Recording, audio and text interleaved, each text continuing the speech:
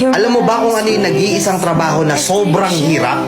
Yung pinakamahirap na trabaho? Trabaho na araw-araw OT?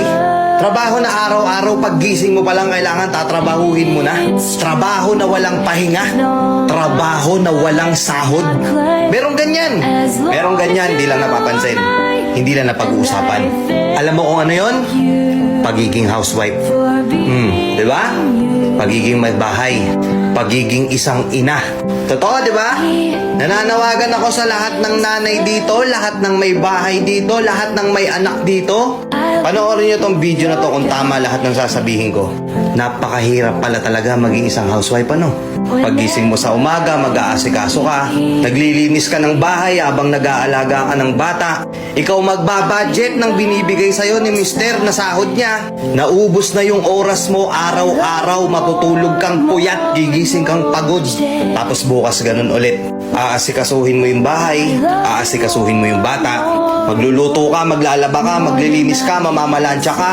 Maghuhugas ka ng pinagkainan. Ikaw gagalaw sa buong bahay. Tapos ano kapalit? Pag-uusapan ka ng ibang tao. Palamunin ka lang daw. Tapos minsan kay questionin ka ba bakit wala nang natira sa pera? Saan mo dinala yung pera? Saan mo ginastos? Tapos ikaw sasagot ka, hindi mo ba nakikita? Hirap na ako mag-budget araw-araw. Kay questionin ka pa. Hahanapan ka pa. Wala kang choice kundi gawin yung mga trabaho na yun araw-araw. Kahit na minsan marami kang naririnig na pinag-uusapan ka, napakadali lang naman yung ginagawa mo, nasa bahay ka lang naman. Hindi naman ikaw yung nagtatrabaho. Simpleng-simple lang yung gagawin mo. Gusto ko lang malaman ng lahat ng mga nanonood dito na huwag niyong minamaliit yung mga babae porket nasa bahay lang sila. Hindi porket na andun lang sila, nasa bahay sila, di sila umaalis, wala na silang ginagawa. Sobrang hirap na trabaho. Sobrang nakakapagod. Pero wala silang choice. Kailangan nilang gampanan yung responsibilidad nila. Na minsan, yung iba pa nga dyan, masakit to kung sa masakit, pero ang trato sa inyo katulong na, di ba?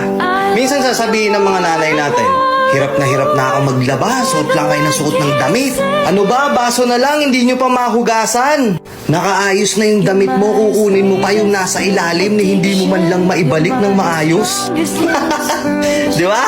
Pero yung simpleng mga bagay na yun na ikaw nang ikaw yung paulit-ulit na nag-aayos no, nakakapagod, di ba? Araw-araw ganun yung ginagawa mo.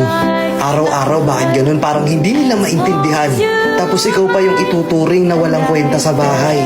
Ikaw pa yung sasabihan na hayahay. Mga tol, alagaan nyo din yung mga asawa nyo. Hindi porket bumili ka ng bagong electric fan, hindi porket bumili ka ng aircon, hindi porket bumili ka ng bagong washing machine, reward mo na yun sa misis mo, hindi. Ikaw pa rin naman makikinabang nun eh. Regaluhan mo din kahit paminsan-minsan na mga bagay na marirealize niya na na-appreciate mo yung ginagawa niya. Igala mo, dalin mo sa salon, sa spa, bilan mo ng isang bagay na wala naman talaga